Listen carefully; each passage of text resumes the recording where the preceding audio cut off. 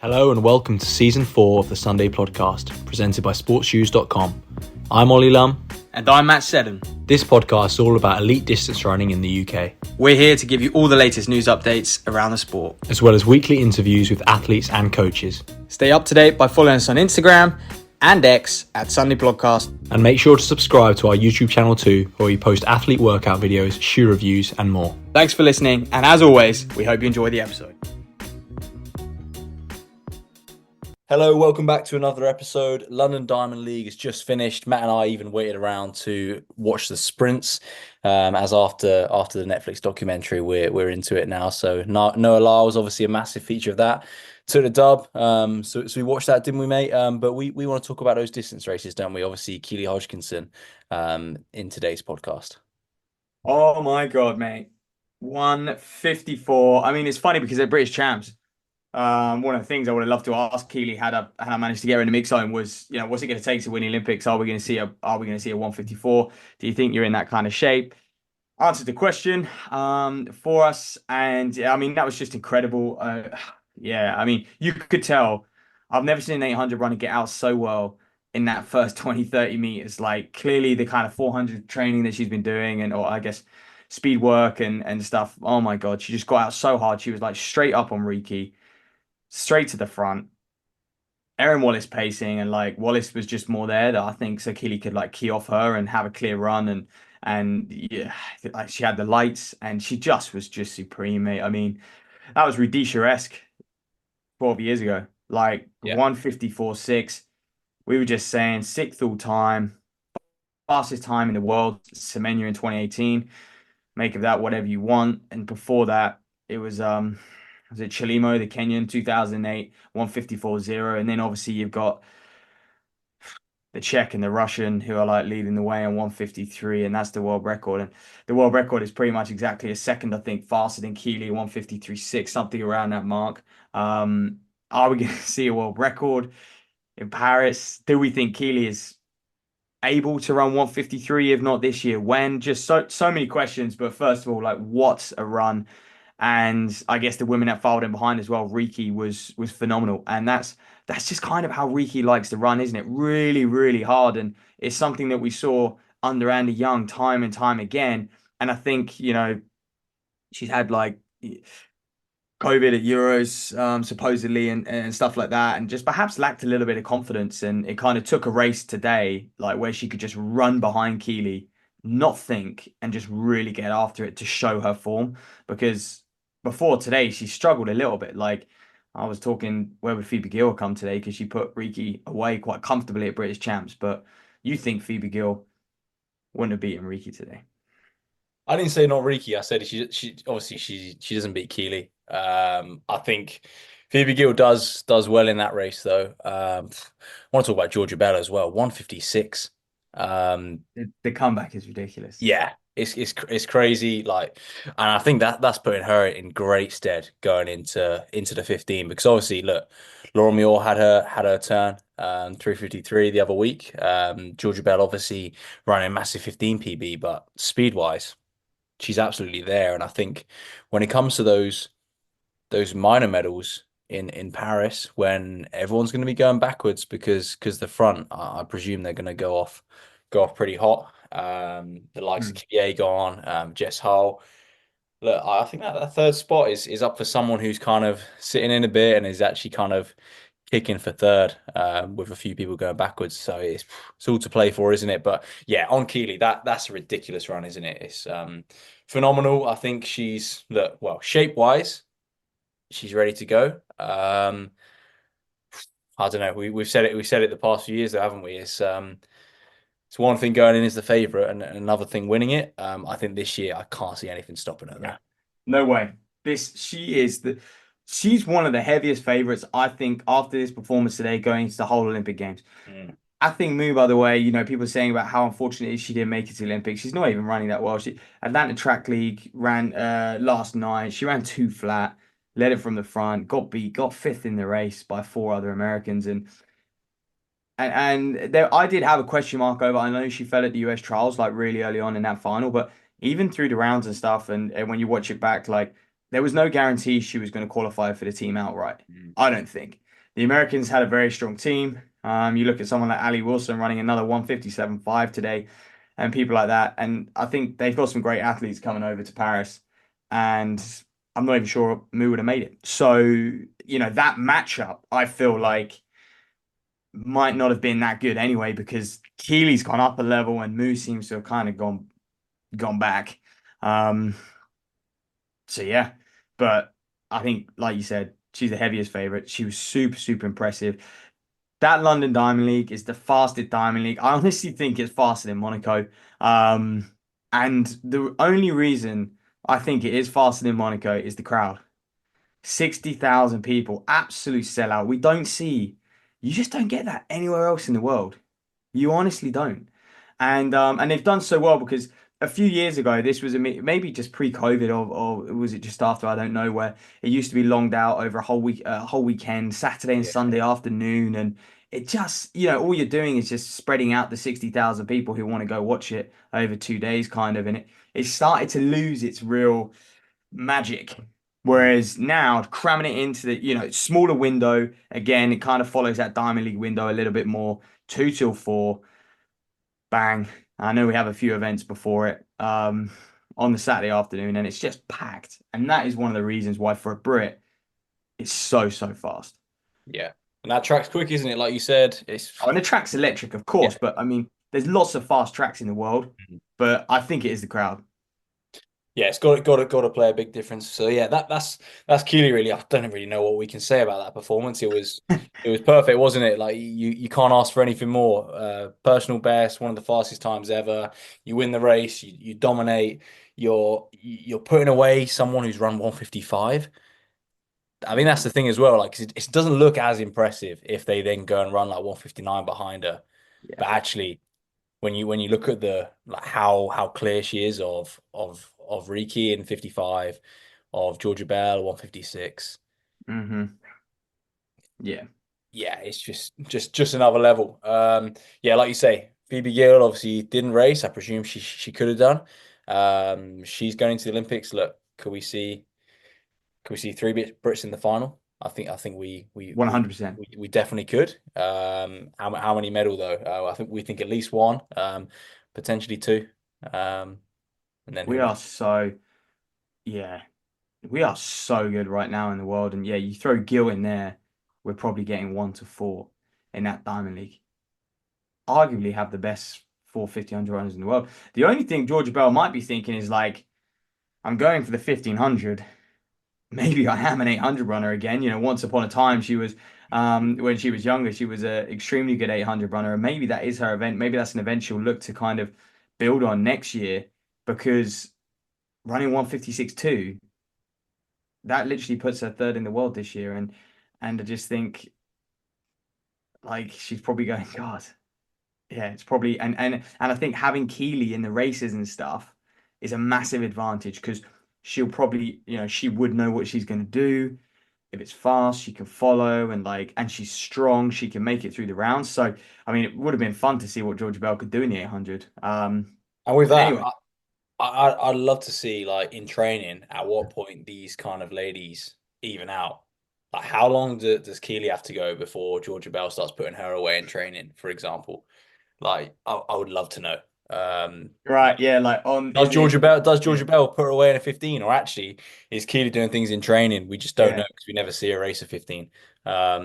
Do they race over 1200? Is that the do you know what I mean? Like I'd love to know Yeah, what what their sort of kind of sessions they do yeah, what their training matchup is. So and if they do different sessions as well, like, is Keely, I presume she will be with Bell prepping for the 15, but it's I guess it's just we're talking about Bell doing the 800 and stuff, but she again making the team. Like, yes, she can go and probably how she is now, go and get a medal mm, in Paris over the 800, but she would have had to try and make the team and would have had to beat Riki and Gill. So anyway, like I say, women's 800 running is just back with a bang and it's matched the men's. I think that 154 was just fantastic to see from Keely, and she'll probably say like it's been a couple years coming. She just hasn't been out, hasn't quite clicked. mm, And I think especially 2022, difficult year because there were so many championships. That was difficult, and then kind of last year. just tweaked a few things, and this just seems to nailed it. So I think, yeah, Laura Muir, by the way, down in eighth, 157.63. So decent, season's best for her over the 800, backing up that 353. And I think, again, showing potentially where she is a little bit Yeah. more strength based now. I do think it helped Keely today not having say like in a thing Mo, not having a Mora in there, for example, like taking the pressure off because you look at that field and you're like, okay, there's quick girls, but Keely's still a clear favorite, so you're happy to just go to the front and key off the pacemaker and put it all out there because look, if Mary Moore is in that race, you're going to make sure you win it first and foremost rather than chasing the time. So I think like the field really was what she needed today to execute that. Um, because I think it Yeah. gives you that comfort. And I think I said the same about Jakob the other week as well. Yeah, you kind of just, you don't have to think, do you? Mm. And I think, that's the nice thing for her going into that one. So that was a women's 800. Let's move on to that chaotic men's mile. Giles, Laros. It looked to be Giles again, obviously at the trials. Think he took out Kerr, and it looked to be him who actually took out Laros today. I don't know if Laros got in front of him, but I do think that's the one precarious thing about running the mile versus the 15. You've all got to start on that curve, so it does make it a bit more tricky. But yeah, Giles has clipped Laros from behind. Laros has gone down, which has then made Gawley go down, and then Mills hits Gawley. Gawley and Mills fuming, acting. I think they were saying, well, on comms they were implying that the boys were saying that they should have brought the race back. I just never think that's going to happen. I don't know, mate. It happened really early on. I think they should Mm. have brought that race back straight. Soon as people went down, they should have fired that gun. Um, but then, yeah, after it went 50 meters, it all kind of happened in slow motion as well. Like Gawley fell first. No, sorry, Laros fell first, didn't he? Then kind of Yeah. like Gawley and Mills just got tangled trying to move out the way. Um, didn't get off the line quick enough, and yeah, but I do think they should have called that back straight away. Don't But get me they wrong. I didn't. think maybe they should have done. I just don't think I don't ever see it. I can't remember the last race I watched where they've done that. So I know. Yeah, yeah, I know. That's the thing. so, As soon as so that's what I mean. Like elite athlete, like don't expect them to bring that back. Yeah, as soon as it went to 56 meters, it was really weird race, really messy. I think as soon as that fall happened at the start, I mean, I watched the women's eight. I was like, geez, if these guys get their act together in the mile, we're going to see some fast times. Obviously, we know Mills can already run well inside 350, 347 for the mile. And could he get amongst it, 346, something like that? I thought we were going to see something fast, but obviously with that fall, slowed everything down. It was a messy old race. Laros, by the way, did really well to come fourth in that. Um, Yeah, and how Olli has he Hoare, got but up and done that? uh, You got to but you think. were saying, Yeah. so I'm going to ask you the question: do any of these men make the Olympic final? Nordas is looking like Anyone in that bodybuilders. race today? Yeah, anyone in that race make the Olympic final? Uh, McSwain maybe. McSwain down in fifth. Yeah. I mean, McSwain fell as well, actually, to be fair, didn't he? So, yeah. I think we see a couple, but not many. I mean, Olli Hoare, and I was kind of looking at their splits as well, like closing in 55-ish, that last 400. I know they're operating quick, uh, but yeah, they just, honestly, if you have a kick in a 1500 now, I think you stand a way, way better chance because the amount of guys that I'm looking at who just don't seem to have much of a close. I mean, Nordas, like, last year, obviously, when it's really quick, he can come through late, but there's too many bodies.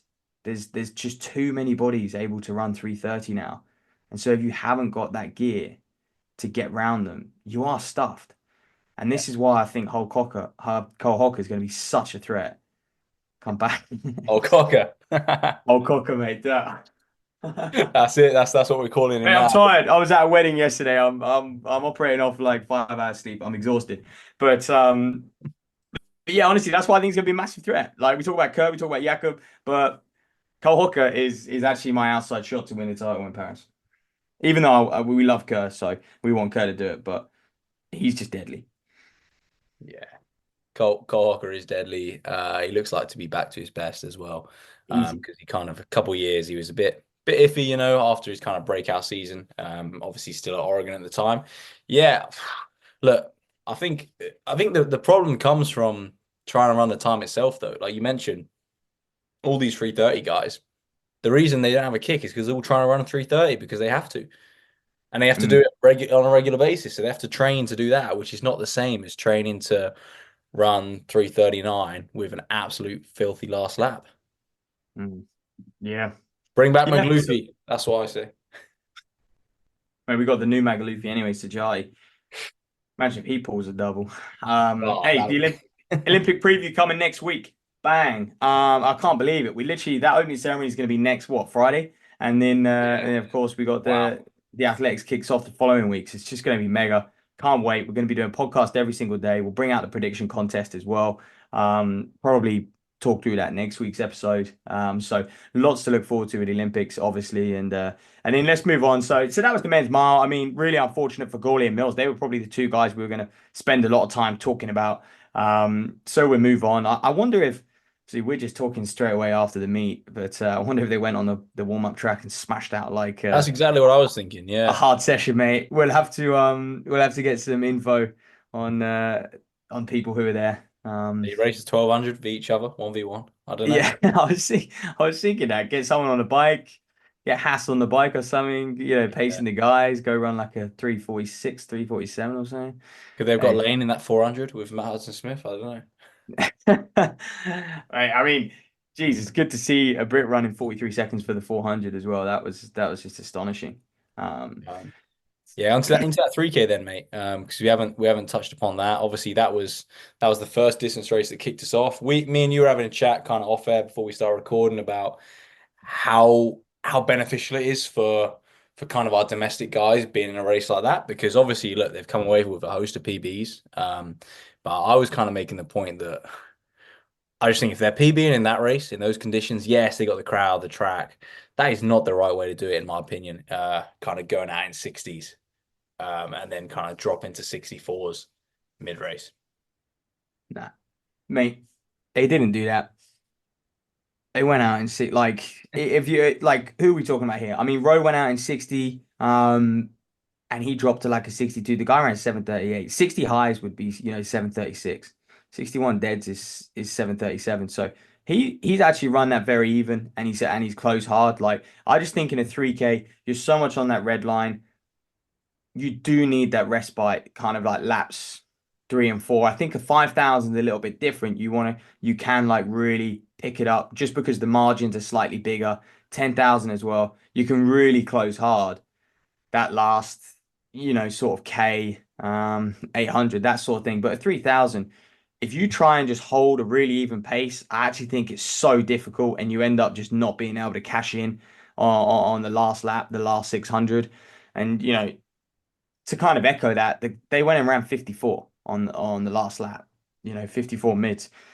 Labalu and Fisher. So, and that is where you make up the time. So you do need that respite in the middle. I don't, a lot of the like world record attempts in the 3,000s, they go out hard, they settle, and then they come back again. And I think otherwise it's just too difficult to kind of hold that pace in the middle and you just end up burning yourself out and then you just don't have a kick. So I think that's always going to happen. But yeah, you mentioned someone like Brian Fay, like he did move up through the field. I guess he paced it really evenly, did Faye. Kind of like when you look at his lap splits as well, he was just like 30.5, 30.5, 30 point, he's running 61s pretty much the whole way and then closed hard with a something, I mean, 27, 27, 26, 9 last 200.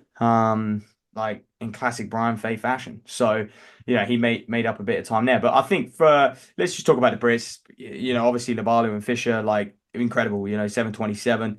Fisher, like he's clearly in really, really good shape, but I'd be a bit worried again about his kick on the world stage. Especially in the Yeah. 5,000. Like, yeah, 10,000 he might have more of a chance, but you think a man who's come fourth so many times now, and can he step up for a medal this year? is his kick there? I don't think so. Well, that's it, But because you think you throw Jakob in that race and he's going to piss it. yeah, So yeah, and then you throw that's what those you're dealing with in the 5K. So you throw the Ethiopians in there, and like yeah, same thing. So and even like Abdi Nur and people like that, like good old kicks. Grijalva, like some serious kick on him. So, but Jack Rowe 738, huge performance, man. PB for him. So well, outdoor PB, I guess. Did run 738 indoors, but he's backing up, showing when he ran that 738 indoors, he went on to run 1304. So I think we're going to see certainly a lot of Brits go right to September. People like Rowe, even kind of like Scott Beattie Ellis, Wilbarnaco, these guys, how fast can they go in August, September time? Westy, I know he's injured at the moment, but he was obviously due to line up here. But yeah, how fast can they go? Can they get standards for that following year once that window's open? well, that's it. You get that standard, you get it ticked off for Tokyo. All you do then is you work on that kick, you work out how you win British champs next year in the five. And then no one is complaining about any of these spots. So Yeah, very, very, very, very true, mate. But yeah, so I mean that was the London Diamond League. I thought it was a fantastic event. It just I kind of felt myself just wanting more. I was like, I want to see more matchups.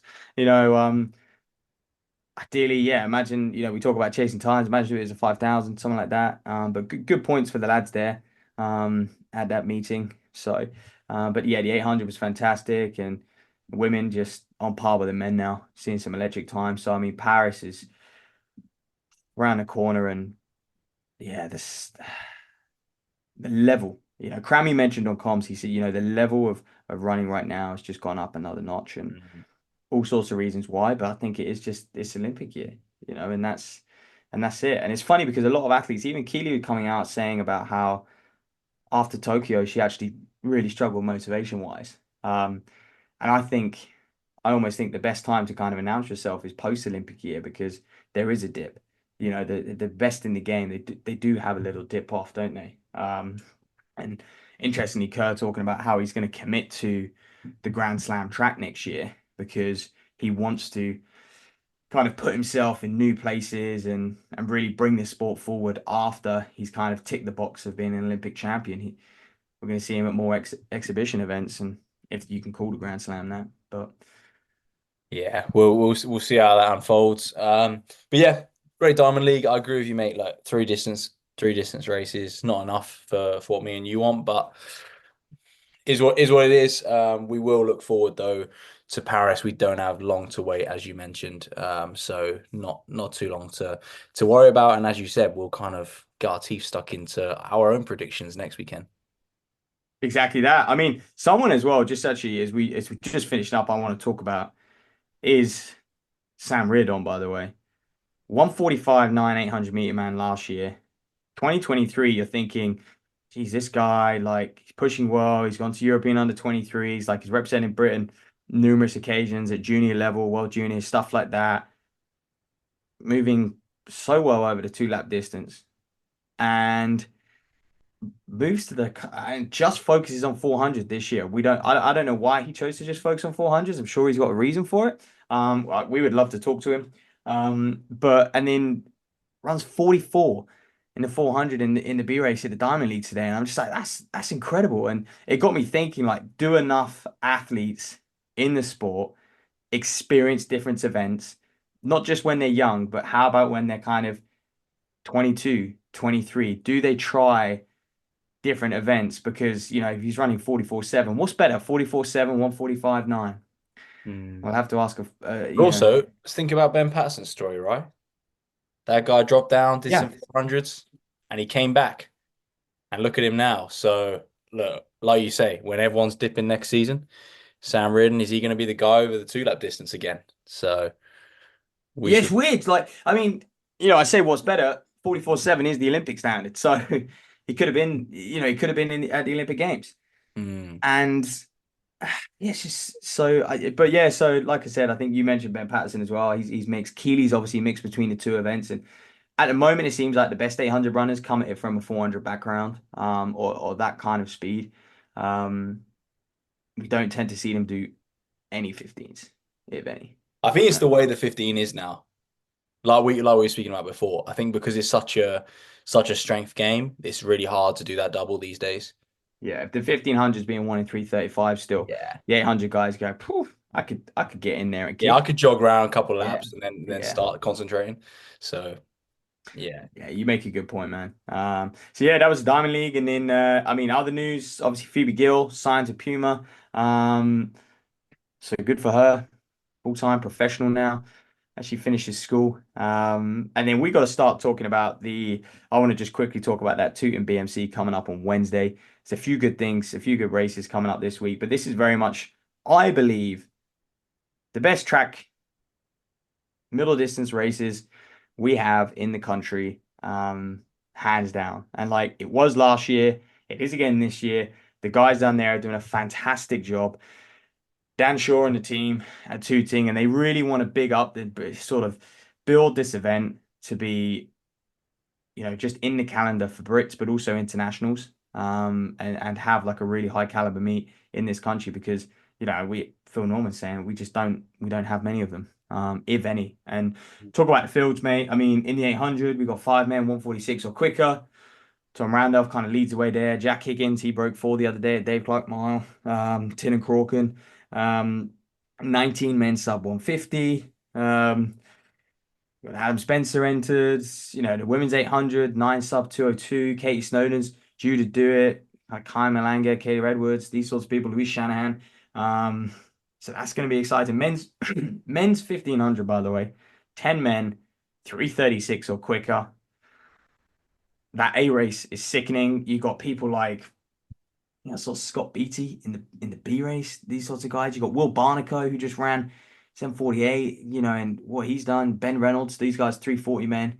They're in the B race. Piers Copeland in the B race. Oshran Perrin in there as well. But yeah, that A race, you got people like Sean McGaughty, Adam Fogg, who we saw run today, Nick Griggs, Joe Wigfield, Charlie O'Donoghue, Jack Rowe, James McMurray.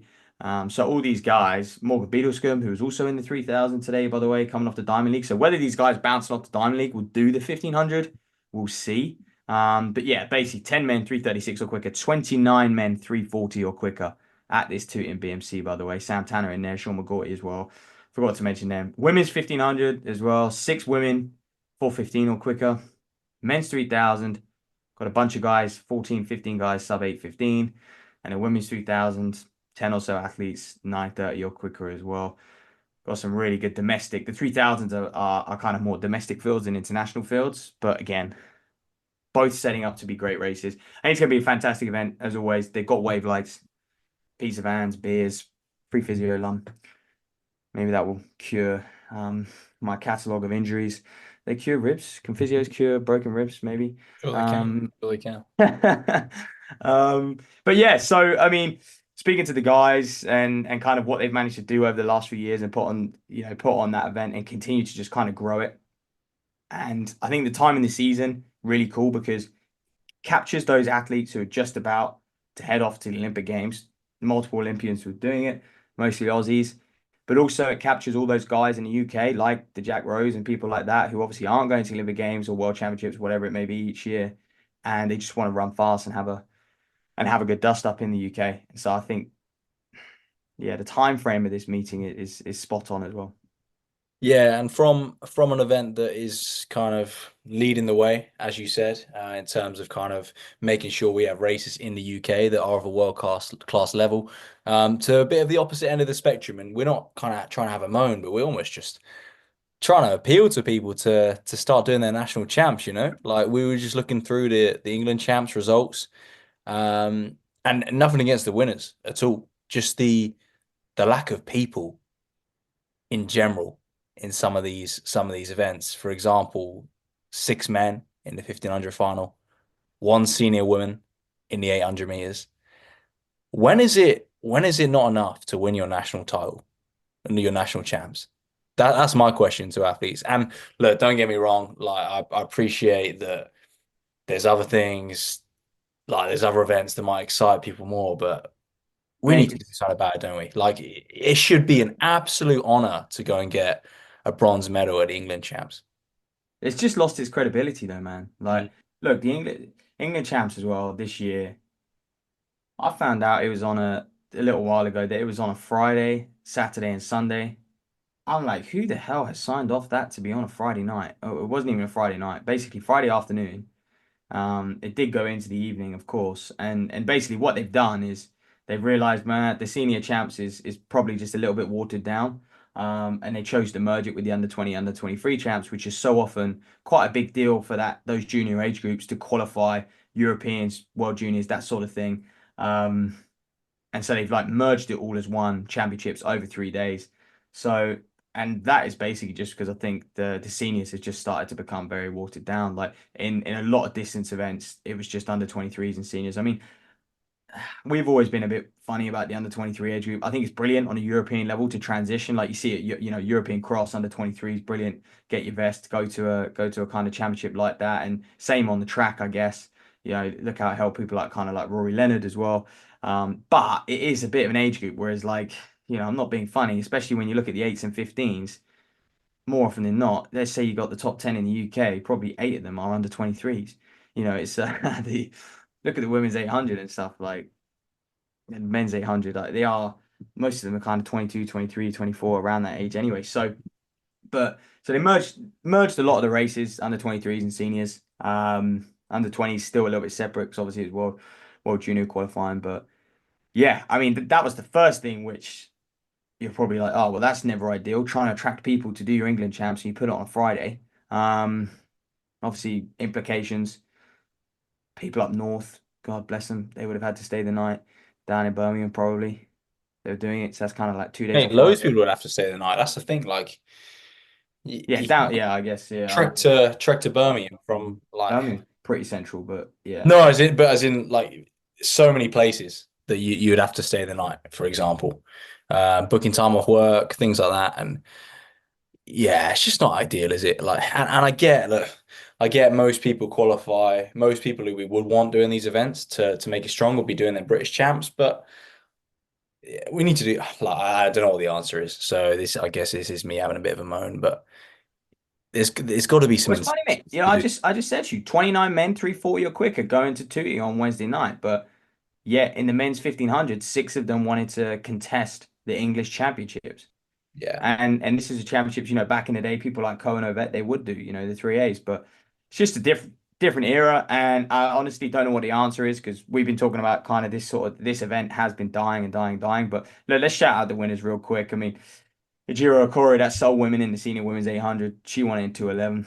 The under 23s was won by Helen Braybrook in 2.5, to be fair. Rob Shipley, men's 800 champ, 151. Harry Wakefield, men's 15 winner, 345. Kai Malanga, women's 15 winner, 417. Sam Costley took the steeple. Emily Parker took the women's steeple. Matt Ramson in the 5K, 14-17 for the win there. Under 23 and senior, by the way, he was under 23. Kate Olding as well, women's 5,000 winner. So credit to all those England champs. England vets on the line as well for the Manchester International. So, they're going to go represent England. But yeah, as an athlete, it definitely doesn't appeal to many athletes. I think because less and less people do it, and we're here saying there was only six men in the 1500. I think other athletes are like, oh well, why do I want to do something? Because I might be, yes, I guess factually I'm an English champion, but I know deep down I'm not an English champion. And I think that's kind of like a real shame. But we're seeing it. We first saw it 5, 6 years ago at regional championships. You think Southerns and Northerns losing their kind of status as well. And it won't be long, I think, until, yeah, you know, probably be a few years' time where you might not even have anyone in some of these events. yeah. Real shame, isn't it? Because we've managed to retain it somewhat on the cross country, haven't we? But on the track, there's in the interest, like I think people still viewed English national as a decent title. I think Liverpool's obviously that's your British champs, right? But the English national probably comes a close second to that. I think the inter-counties we've probably lost on the cross, but on the track we've lost all of them. Well, British champs, I think we have Yeah, lost. Yeah. Yeah. even the BMCs these days, like you mentioned that Tooting one. But the BMC Grand Prix used to be like the center of everyone's season, and now everyone's going abroad. So yeah, don't know what the Yeah. answer is. Yes. Yeah. Yeah. Me neither, to be honest. I think doesn't help. Like I said, when it changes weekends every year, the under 20s and under 23s was always mid June. You Mm, know, as far as when we were growing up and stuff, it was always around the 14th, 15th of June. If you were under 23, under 23, you just had it in the diary. Bang, that was when you had to qualify for. And it made quite a busy start the season for those under 20s and under 23s, and coming out hot, and you would see them really kind of performing at Grand Prix and stuff like that, which we have done to be fair. But yeah, I think changing the weekends and where it is in the season, and then you kind of, you know, before the English Senior Champs has been really late on, kind of like August time as well, and I guess whereas you kind of know British Champs going to be the same time end of June each year, um, but yeah, it's weird because so many people go to British Champs and get knocked out in heats, like surely go to English Champs and kind of contest for the win or contest for a medal or contest for a yeah, that's final. it. Like we're not saying we expect like There were no heats, by the way. yeah, To obviously put the entries in context, there was not one heat in any endurance race. yeah, like bar the medalists at British champs, right? Or people going off to the Olympics. We would like to see everyone else there, Mm, you yeah, know? yeah. But like I said, titles don't mean anything. People are in it for themselves, and they're just in it to run fast and run PBs. Fair Mm. enough. And I guess that's just how the sport is now, and that's why we're just seeing events like Tooting smash it. Yeah. Anyway, that was that. What else went down, man? Obviously, I caught up with talk about it a little bit. Caught up with Emil and Phil in up in Sestiere in Italy, and traveled down for a session with them in just outside Turin. Watched them do 6x5K. I can talk about it now. Splits were on the screen and stuff. I didn't want to give away any secrets, but it was just incredible to be honest to be there and watch, like especially Emil's relationship with Canova in the sessions, and even kind of one of the things I said to Canova, I was like, they had very little interaction, by the way. To Canova, I was like, you didn't really like interact that much with Emil, and Canova just turns around and says, why would I do that? He hit the splits he needed to in the session. Everything was fine, and he looked good. I had nothing to say, and I just thought just a simple game, man, and that's what Canova's good at. But to provide a little bit of context to like where we were and how just cool and crazy and weird the session was at the same time. Based up in Sestier, the lads were like, right, we're sessioning down somewhere just outside Turin, about 80 minutes away, 78 minutes away. But they were said, we're just going to leave at 7 a.m. from Sestier. We meet Canova at this cafe. So we are like, okay, so it's kind of convoy down the mountain. Meet Canova at this most random cafe. And to put it like politely, one of these cafes where like the kind of branding is all tatty, it's being ripped off. Like it's probably the last place you would ever think about stopping or pulling up to, right? Anyway, that's where and true enough, like as we pulled up, Canova's outside, local Italians, people smoking and stuff like that. And anyway, we just walk in, proper like authentic Italian cafe, and sipping coffee, and the guys were in there. We must have been in there for like 20 minutes, half an hour. No rush. There is no rush to like start at a certain time, anything like that. And so it's almost like 9 o'clock now. And then Canova's like, right, we'll go to the start where we'll train. Go to the venue. So then leave this cafe after Canova, chatting to Emil and Cripper was there as well about the session and what they had planned. Drive another sort of 10, 15 minutes down the road, pull off this main road into this like dirty, bumpy track, puddles everywhere, like cornfields, it's like 6 feet high. You're winding your way through it, like literally just in the middle of nowhere. Pull up at this like school monastery thing, which just looked completely derelict, but turns out it wasn't. And then they just drop a meal, Phil and all the guys off, drop them off. And they say, okay, you jog another 5K that way and we'll meet you there. And we just drop them off, carry to like drive another 5K down this like country lane.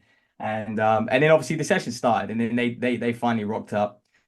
Session started, and Canova with just every K dart past him in the car, and there just wasn't that much room to do so.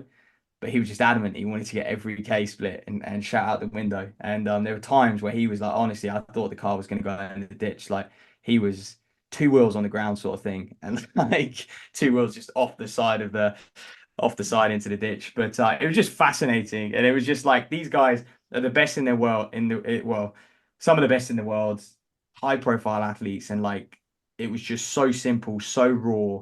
There was no like, yeah, it was just so basic. And it was just like, wow, that's just all it takes, you know. And they just crushed 6 by 5K, 5K warm up, 40K for the day, and like it was nothing. And then, went home and I said, what will you boys do the next day? Well, we try to get 30K done on our easy days, 20 in the morning, 10 in the evening. And it's just like, that's what it takes, people. Yeah, they got to race 42K at a ridiculous pace, don't they? So bonkers. So Matt, where can people find that if they want to go and have a watch?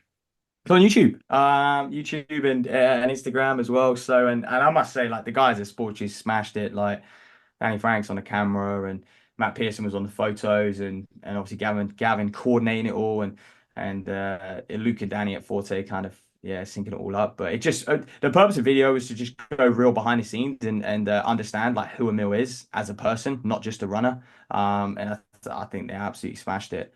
And spoke to his mom, girlfriend, and that whole support network and framework that you need to be a successful athlete. But and it's funny, Emil, Phil was even saying like Emil makes him feel like a hobby jogger because they're just so, and it is true, like everything they do, even in the sort of 48 hours I was there with them, it's just like, how do we get faster?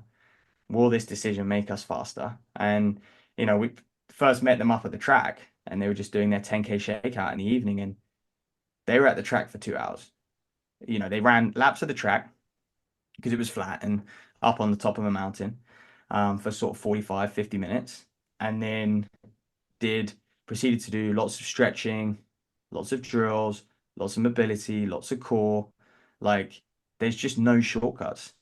And they're never in a rush and they just tick every single box. And then they went to dinner and went to bed. Like, and it's just that's just elite distance running. Yeah. I think, yeah, it's eye-opening, isn't it? When, yeah, like you say, you see someone like if someone like Phil Sesman saying that, who is highly regarded as someone who's extremely meticulous about his own training. For him Yeah, to say that is high praise, isn't it? So, yeah, go check it out if you haven't seen it. And we obviously look forward to seeing Emil in Paris and Phil, of course, as well. of course. Um, Yeah, I think that Paris Olympic Games. I mean, they're prepping very, very well, aren't they? So I think it'll be very exciting. Those 5K splits, by the way, anywhere from like 14:35 to 14:55, I think, off the top of my head. You just make it look very easy. Emil's lactate after. He took his lactate after sort of rep 5. I think it was 1.1. I think at the end it was 1.4 or something. So like that session just not even touching the sides, which is scary. Crippers, by the way, who's a 2.6 guy. 2.5 guy, even what two lactate was 2, so bodes well for Emil, hey. But mate, I guess a little bit of negative news to finish on then. Daniel Nascimento, 204 Brazilian, led out NYC. Like a lot of you remember him. I'm sure you've seen in the news this week. Done for doping, done for drugs. What a shame. But obvious. I mean, when you look through his progression and stuff and like who he is, and like this is a guy, by the way, who's never ever in his career broken 14 minutes for 5,000. How can you be a 204 marathon runner and at some point in your career, you've never broken 14 minutes?